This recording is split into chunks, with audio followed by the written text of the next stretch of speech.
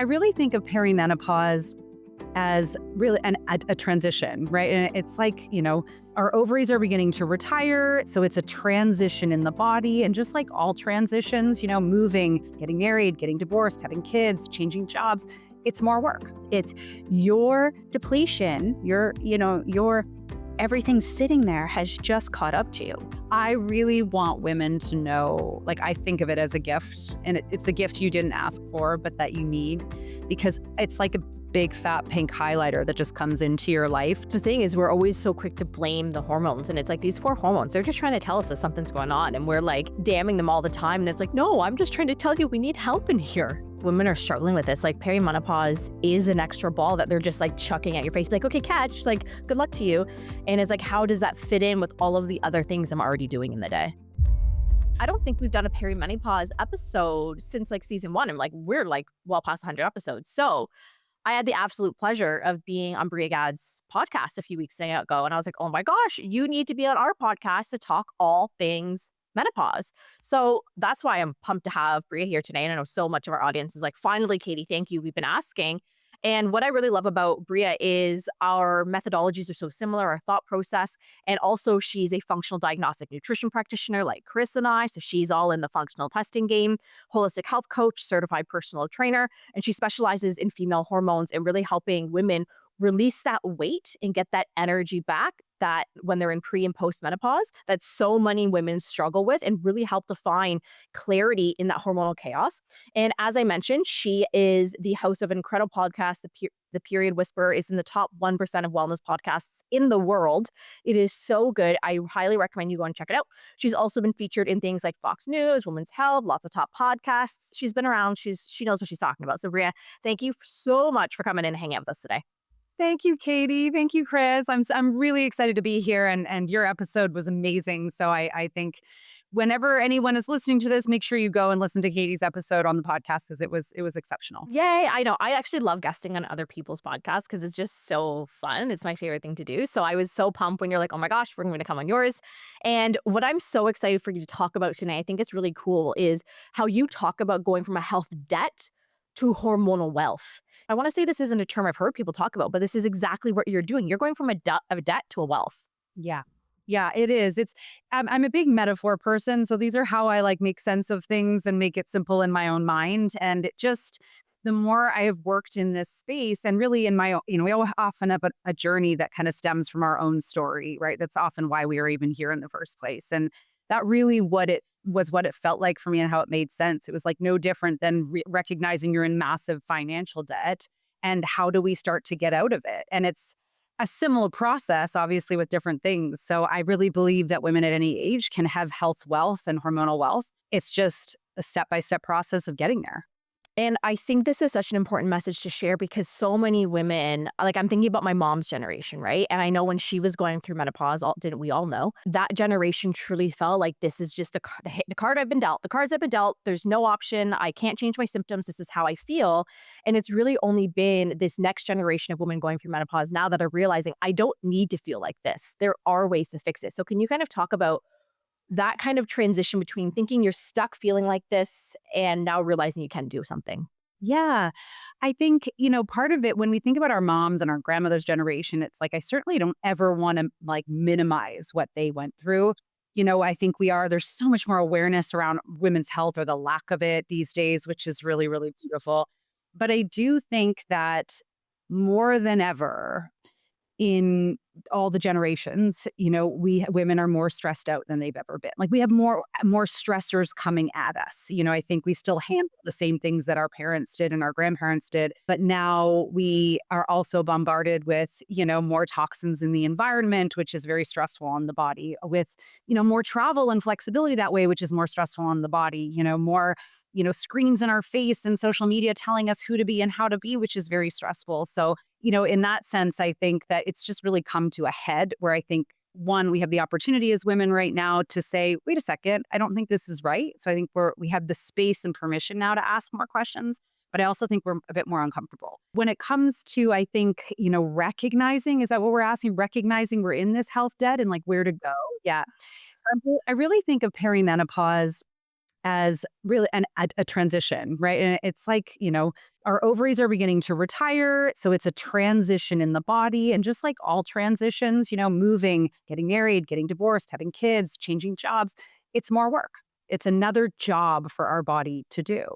And depending on how much energy supply we have at this time, really is going to dictate how uncomfortable I think these symptoms are going to be. Of course, genetics always play a little role, but for the most part, I think it comes down to as we start to increase this energy demand of perimenopause, where is the state of our energy supply and demand together? And most women, most high achieving women, which I believe are the ones listening to these podcasts, are really redlining that, supply and demand, juggling, all the balls. And now all of a sudden there's a new ball that has come in and things start dropping. So this increase of demand has now just put us in this kind of deficit of energy supply and demand. And that's where this health debt lives. And that's where symptoms start to come out. And I think the big thing I always want women to really look at it as in health debt is it's like we're, all of a sudden in survival mode in the Hunger Games, and we can sit back and be like, oh, nothing I can do about it. Like you were talking about it and just be in a bit of a tizzy. Or we can make it harder on ourselves, which a lot of, I think, women do in this stage. We think, if I'm in survival mode, how do I get better? And instead of listening to our body and adding more energy supply, we actually pull back on energy supply. We start cutting calories further. We start setting our alarms earlier in the morning to go work out harder. It's like being on a deserted island, not knowing when your next meal is going to be and deciding the best thing for you to do is go for a run. It doesn't, when we start to see it in that different way, it's like, oh, this is kind of dumb. Like, what am I doing? And I was one of those people. So that's, I think, that beginning understanding of what health debt is and what perimenopause is doing for it, like happening in the body, I think can help us recognize like, oh, there's a path out of this. And it really just comes down to looking at my life and my lifestyle and seeing how can I decrease the energy demand and increase the energy supply to my body so she has what she needs to navigate this transition. That's so beautiful to say. And I know when like women are struggling with this, like perimenopause is an extra ball that they're just like chucking at your face, like, okay, catch, like, good luck to you. And it's like, how does that fit in with all of the other things I'm already doing in the day? Yeah, and I think that's unfortunately, this is what is so hard for us at this stage is that, change is hard. Change itself is another energy demand, right? If you want to do anything different, all of a sudden you have to take time to do that thing and then learn that thing. And so there's deciding to pull back and slow down in our life to take a look and take stock of things is one of the greatest challenges that we have, I think, as women, slowing down and also recognizing that there's productivity in doing less or in the review, right? Like a good CEO like sits back and like analyzes and looks at things. So if we want to be the CEO of our body and get out of this debt, we have to take a beat and come back and kind of look at that. So yeah, and then there is a very clear process. Do you want me to walk through that? Walk us through all of it because I know the women are listening are like, please help me. How do I feel better? Yeah, so I believe, and I love using the health debt example in this, or I think, and really just like a debt example, like you can just apply it to financial debt in a way. So if we're, sitting in this position and we're having these symptoms, and again, the reality, all transitions are going to come with a little bit of discomfort. So I don't for once think we can navigate this transition without any discomfort. It's just a part of it. There are going to be some nights where maybe we don't sleep well. There are going to be maybe some hot flashes, but I think it should live in this pocket of like the 80-20. If 20%, if you're having 20% of your life is uncomfortable during this transition, okay, maybe that can be acceptable. But if it's more than that and it's impacting the daily, then we know it's likely not just our sex hormones. And I think that's where we see, okay, it's not just the sex hormones in the transition, it's this health debt. It's other aspects of our body and our function that's kind of falling apart. So the process, I think, that I always want women to understand in coming out of this debt is like step one, we want to take a look and take stock of where we're leaking money, almost like looking at your credit card statement and being like, where are these memberships that I don't use that I'm just wasting money on, right? Where am I leaking money? And that really looks like, taking stock of our main health pillars. This is where you and I really, really align, I think, is how is my sleep hygiene? Am I holding space for sleep, like in a healthy, consistent way, even if I can't sleep solidly through the night? Am I eating consistently? Because if we're skipping meals, then now all of a sudden we're wasting energy in different places. Am I eliminating foods that cost my body more money than they provide my body with, right? More energy. And I also really think taking a good look at how we're moving in our life. As a personal trainer first, I am a big believer that fitness and building lean muscle is like the gold standard for aging well and supporting our hormones and getting into that wealth. But if we don't have the money to spend or invest on that, then we're borrowing money to invest, and it's really a bad time to do that when we're already in debt. And finally, taking a look at like where we can reduce stress emotionally in our life and where we can really increase it through some joy. So this initial step is Mitch like, okay, let's take a little assessment of the wasted money, the wasted energy in our body, and start to reduce that waste as best as we can. So we're not just leaking out energy in different places. That's kind of step one. And then I look at step two as let's increase our salary, right? Like if we want to increase the energy of the body, we kind of want to think, how do we increase, nutrition is really one of our biggest energy sources that I think is within our control. Like we always know, I always think of sleep as like, sometimes sleep can feel like trying to control it is like squeezing sand or water in our hands, right? It can create a lot of anxiety for people, but nutrition is very much within our control of like when we eat, how we eat. So I think taking the time, taking a few weeks to really pay attention to how does my food make me feel when I eat this for breakfast versus that for breakfast. I don't really love tracking a lot in my life because I find it to be a bit of a chore. I don't know how you guys feel about tracking. No, it's another added thing. Like, sure, maybe if I'm curious, like, hey, am I getting enough protein right now? And I can track for a few days, but it's like another added thing on the list of stuff you already have to do in a day. It's not my favorite. And I think most of my clients agree. It's like, no thanks, this is boring. But if we can just pay attention to our fuel mixture, right? Like, okay, well, if I eat a little more of this, does this make me feel better? If I eat a little less of this, does this make me feel better?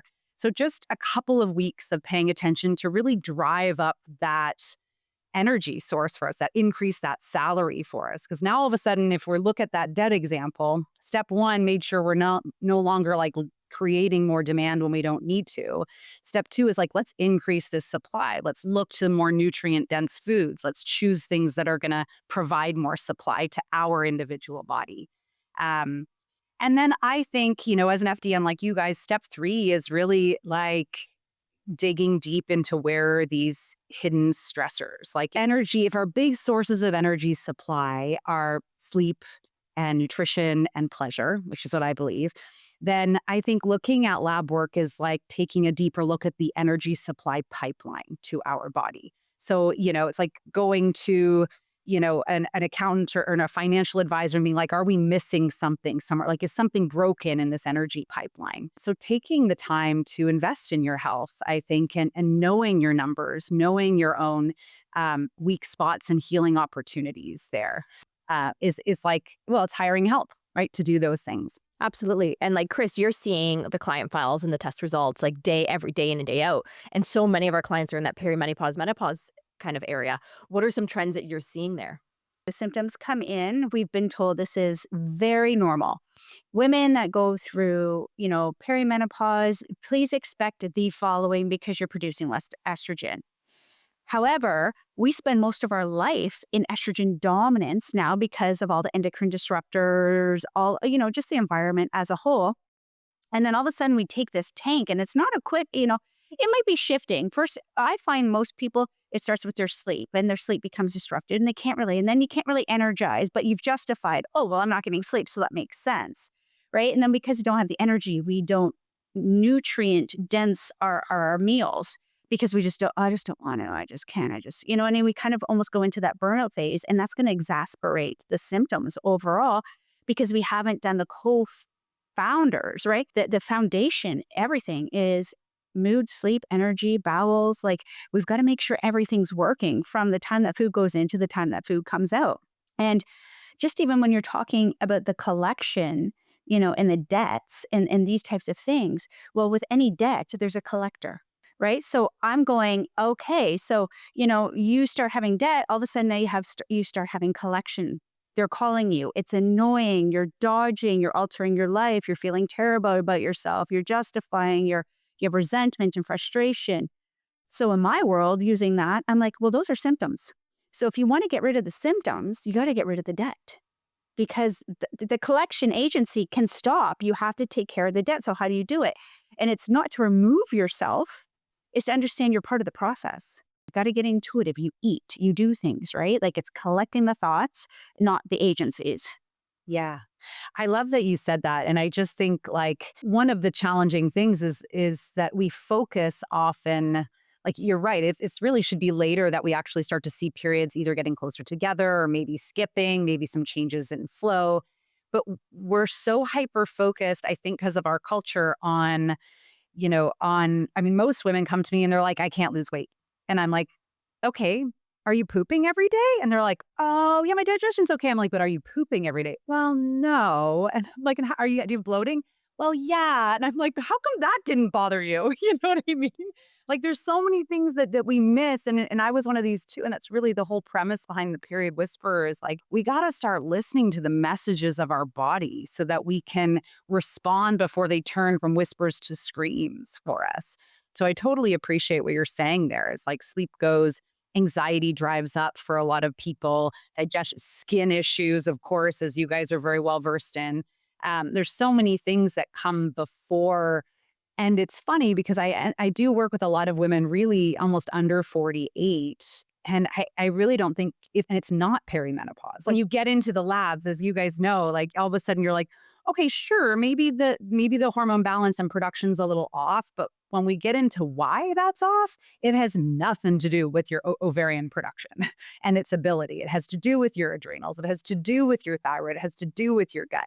So it's a funny thing that we seem to blame the sex hormones, but it's like don't shoot the messenger, man. Like they're just doing what they're being told, and it's really a bigger problem than that.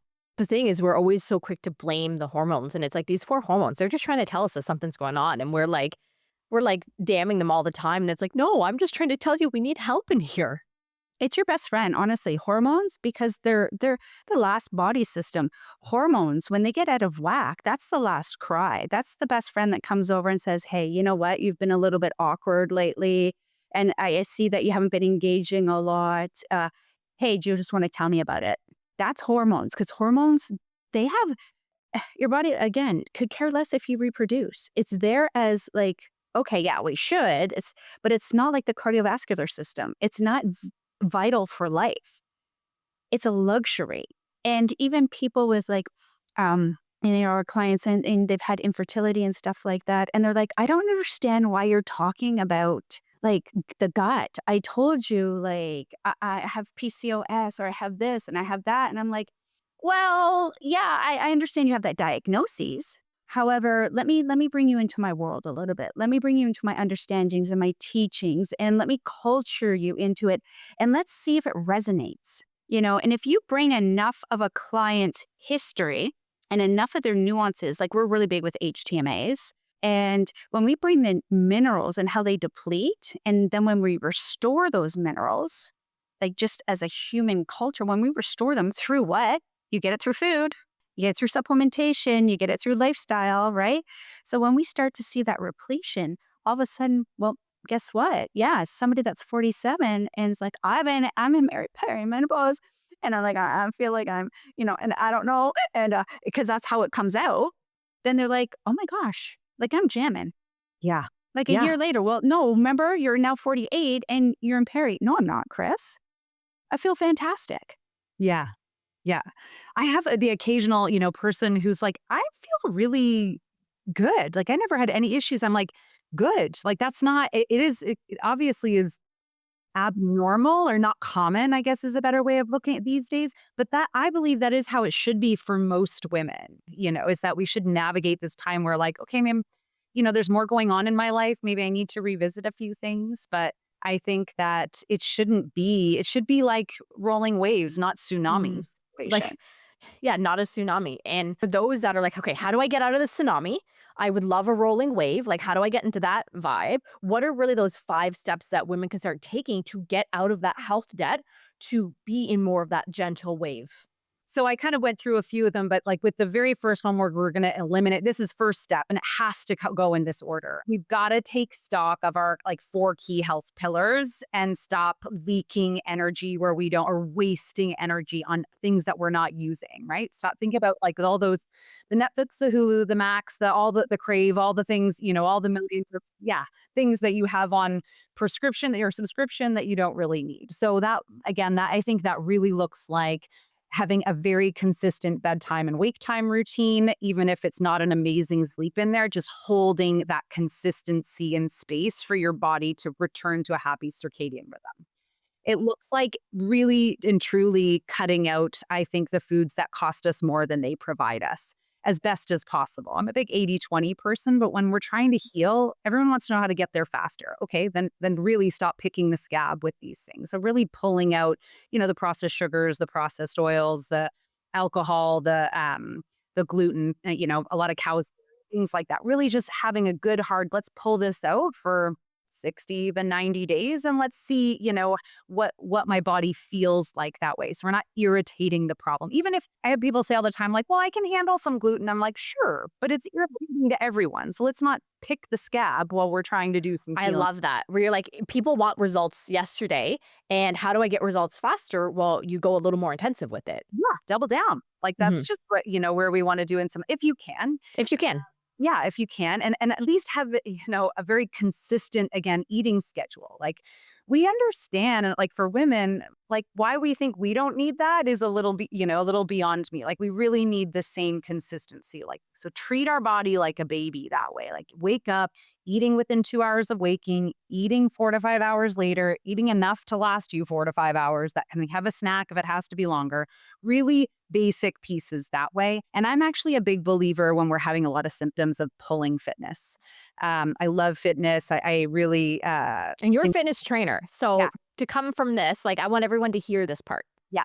I pull it entirely. And still, I sometimes have to do it for myself, where, because we're in our head a lot about fitness. I think as women, it's like, oh, this is the way. And it's like, okay, again, if you don't have the money to spend on here, that collector is going to come a knocking, and that's just going to cause you, those are your symptoms. So we still need to move though, like there's functional movement that our bodies need. And if you're someone like me who sits in front of a computer a lot of the time, I have to consciously like get out for a couple of walks a day. So like getting in those 7 to 10,000 steps, if you don't have, you have a sedentary job, stretching and expanding your body, whether it's actual stretching or yoga, whatever you want to call it, to release, it's movement that provides more energy than it takes to the body. So I really am a big believer of pulling that. Plus, it's a lot easier to fix your nutrition when you're not pushing your body into fitness every day, because it's going to demand more energy that way. So you'll have fewer cravings, you won't need as much food, and you'll give the body a little bit more space to have to heal. And then I think actively looking to either rupture, which is one of my favorite terms, or release stress, because pleasure is Rupture stress. That is a great term. where you really can't create pleasure where cup is full of stress. We're always like, cup. Okay, well, if it's full of stress and sludge, I mean, every woman knows, like, you can't orgasm if you're stressed out. Like, you can't take a joke when you're stressed. Like, nothing is fun or funny when you're stressed. No, you're like, everyone's out to get me. I hate everyone. Yeah. So, I mean, she really recommends like active, like almost like tantruming or screaming or things that I think simple things like, yeah, screaming in the car, in the shower, into a pillow, singing at the top of your lungs, like anything that empties you in that way, whatever is going to feel comfortable. And we're talking like a minute a day. Like this is not a big deal, but just I'm always pushing my clients like to scream, because I think a lot of them have a client that was like that when I really pushed her on this, she's like, you know what I was shocked by? The first few days, nothing came out. We're so blocked, right? And it took her a few days to like actually get that sound out, and then the release that came with it. So, sorry, long way. Those are step one. I really want to do that. Step two, we want to increase the salary. So it's no fun, but it takes 2 weeks max. You might even be able to do it in one. Just write down what you eat, and how it makes you feel. Like it doesn't even have to be, don't track calories. We need to track macros. Let's just, what did I eat? At what time did I eat it? And how did I feel? if it feels yucky, we just want to tweak it. And it can be scientific and not emotional. We can try to pull back on that. And that's where working with a practitioner can be, of course, really helpful. Step three is like, let's get in and find the leaks. Like, so invest in your health. I think a lot of women struggle to invest in themselves. I'm sure you guys are very familiar with this in your life. I had a coach say to me once, if you don't do this, what's your plan? And I remember thinking, I remember being like, I don't know, because I've done all the other things and it's not working. And she said, yeah, maybe you could take this money and go on a nice Italian trip, but like, are you going to enjoy that trip feeling the way you feel? And I was like, it's just such a reminder of how much more pleasure and enjoyable and fulfilling our life can be when we feel better. So it's always a worthwhile investment to invest in your health. If I have the money to invest in my health, I just think it's such an important piece. And we have to start to normalize that for women, not on quick fixes, but on deep healing. Step four, I think, is where we start to hire that accountant and really look for areas that we can save money, like on taxes, where we can 10x things. So for me, that looks like one, obviously you talked about endocrine disruptors. I think starting to look through your life and your products and the things that you're using very regularly to reduce that toxic load on your food, on your cleaning, on your beauty products. And making sure, because we can just save so much money right there and we don't even realize it, right? And also really looking to pleasure. If you've been rupturing every day and now you have this space, it's time to look at your life and think, how do I feel about my career? How do I feel in my relationships? How do I feel about my environment around me? So that's a really critical step. And I think that's the step that keeps us from sliding back into old things. I think just for a second there, I want to Yeah. put that you hire an accountant. So you invest in the accountant when you didn't have the money, essentially, or the money was distorted, scattered, or we're losing leaders, causing the debt. So you invest in the accountant to reclaim the financial burden, or you invest in a coach to get rid of the symptoms, right? So the overall gain at the end of the day is, you're absolutely right. Without the investment, the sooner you hired that accountant, the sooner you were in a better position overall. However, we think, I can do it. I'll do it myself. Oh, I'll just do this. I'll go buy this concealer, or I'll just go work out a little bit more. Or you know what? It's okay. Aunt Sally said, like, we've heard it all. But, even using that analogy like you did, it's like, okay, you don't think anything to take your taxes to an accountant. Why didn't you do them yourself? Why do we do that? Because collectively, if I look at this panel, I guarantee you we have over $100,000 just in educational training. Oh God, I think Guaranteed. I think that's a bare minimum of, right? I think it's probably way more. And why we did this, because there was a gravitational pull. We wanted more. You don't get into this lifestyle because it can be hard. You're dealing with a lot of people's emotions. You don't get into this because you think, oh my gosh, I'm just going to be sipping margaritas on the beach in 3 months. This is something that you are committed to. And I've had other jobs and careers. And every day, I swear, I look at my calendar and I'm like, all right, that's what I have today. I don't have sleepless nights. I don't have different things. And that's part of your investment. That's part of that cup that you can refill when you identify. Yeah, right? I totally agree. I love that you explained that. And I think this kind of brings up that, we talked about that quick fix mentality, like buying the concealer, like trying to quick fix. I mean, we have 3 practitioners on here. We are all, we all recognize that nothing is perfect in our health, I'm sure. But I'm sure we feel pretty good right now. The quickest fix is hiring someone to help you. I love that. One of my very best friends is an amazing therapist. And she's like, I'm really wary of other therapists who don't have a therapist. I'm like, that's a really good point. Like, if you're about health and growth and you're not getting health and growth, so I think step 5 is all about investing then, in the financial example. So if we've gone through the 4 steps, we should now be out of debt and with a surplus of energy. And I think it's really important to invest your energy in the right kind of fitness. And I think, everyone always wants to know what's the best thing to do. And there is no doubt that in terms of a return on investment, cardio is like buying a car. Might be fun for some people, might enjoy it, but you drive it off the lot and it's not providing anything back. That weight training and putting on lean resistance training and stuff and putting on lean muscle is like buying a house. Inevitably, it's going to give back. It's going to be a better ROI. But if cardio brings you a lot of joy, sure, pepper it in there. Do some of those things because that joy is going to create some of that energy. But just make sure you're investing in your fitness. Doesn't have to be every day, every week, but cycle through that. Find the fitness that brings you joy, because unless you're trying to win a fitness competition, your fitness doesn't need to look perfect. It can just be something that works for you, that feels good for you. Yeah, this idea in our head that if we're not doing exactly like that 19-year-old fitness influencer who works from home and has all the time in the world, if we're not doing it like that, then we're doing it wrong, which is so incorrect. It's good to understand it. You either put your money towards depreciation or you put your money towards appreciation. So you can have appreciating asset like your house that is going to build and you should make money on it depending if you play your market right? But that's your environment. You play your environment right, you're going to have that appreciate. You're going to start feeling better.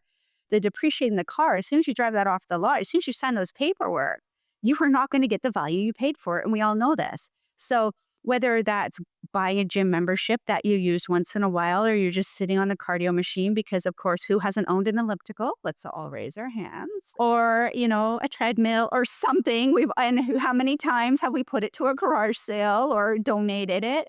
But those are the things. It's like good at the time, thought about it, but you put your money into a depreciating asset because again, like, let's go to all of your core things. Did you have the support? Did you understand why you needed to do it? Do you understand what you're depleting? Is your caloric intake not matching your output? Like all of these things. And that is perimenopause. It's your depletion, your everything sitting there has just caught up to you. I really want women to know, like, I think of it as a gift, and it's the gift you didn't ask for, but that you need, because it's like a big fat pink highlighter that just comes into your life to point out, like you were saying, we were talking about these hormones and the chemical messengers. It's just yelling at you really loudly because in your 40s, which is when a lot of this is happening for most women these days, like for me, it started a bit earlier, but in your 40s, even in your 50s, I mean, girls, we have decades left to live. Like, I don't know about you, but I'm almost 44. I'm like, I've got decades of things that I still want to do. And this is the time where I think your body's like, hello, let's fix this so that we have the fun that we want, like, because we've sacrificed a lot or we've devoted a lot or we've, put a lot of our lives focusing on getting somewhere and, procreating and all of those things, raising good humans and that kind of thing. And this is a gift for us to, I think, make the changes so that we're not thinking about how we feel in our body in our 60s and 70s, that we're just living. Thank you so much, Bria, for coming in today. I know everybody listening was like, thank you for doing a perimenopause episode. We've so needed this. So I really appreciate you chatting with us today. Thank you both so much. I love this show. I hope everyone goes and leaves a review to your show right now. Thank you. Subscribes if they aren't already, because it's so wonderful what you guys offer. Thank you. And if you want to hang out with Bria, she's got her own incredible podcast, The Period Whisperer, that you can check out. I've linked everything in the show notes. You can check her out on Instagram at Bria_period_whisperer in the show notes. And you also have a really great free daily hormone checklist that I popped down there for everybody as well. Amazing. Thank you, guys. You're welcome. All right, everybody. Another episode here on the podcast. We'll see you next week.